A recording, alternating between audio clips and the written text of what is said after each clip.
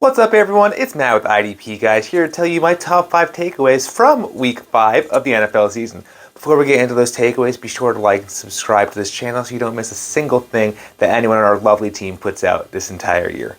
That being said, let's get to those takeaways. Takeaway number 1, we have to give credit where credit is due. Last week, we gave Max Crosby some flowers for being consistent, but take a look at what Matt Judon's doing over there in New England. He had 2 sacks in this game. He only played 55% of defensive snaps, but it was a bit of a blowout, so we're going to say that's not normal. But he has a sack in every single game so far this season. If you haven't, continue to start him with confidence, but credit where credit is due. It's hard to be consistent on the defensive line, and Matt Judon is doing just that. Takeaway number 2, just like offensive players can have off days, defensive players can have off days too. Minkah Fitzpatrick, he still played 96% of defensive snaps, but he only ended up with an assist and a QB hit on this game. Look, the rest of the year has been absolutely phenomenal so far.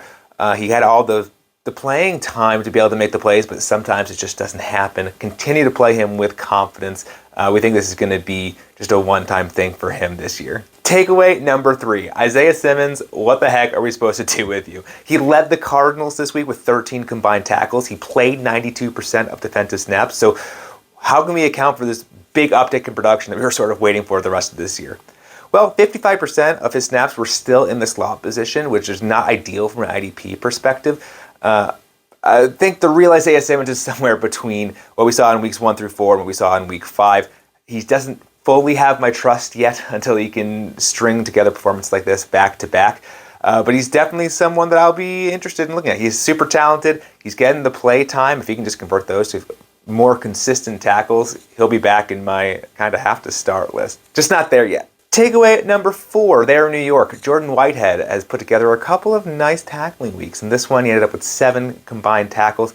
He ended up playing 93% of defensive snaps. It's been an up and down year for Jordan Whitehead so far. We know he's getting the playing time, surpassing 90% in most, if not all, of the games thus far this year. Just the tackle numbers have not been consistent. Where the Jets put him in the formation, he'll have plenty of opportunities to make plays. He's just yet to really put it together consistently. He's someone, though, that based on those playtime percentages and where he's being used, can be a solid bye-week fill-in now that bye weeks are starting to roll in. So if you're looking for help in the defensive backfield, I think you can do far worse than Jordan Whitehead moving forward. And finally, takeaway number 5 for NFL Week 5 is that Fred Warner is back. He has back-to-back solid tackling games. He added a nice little sack splash play in this one.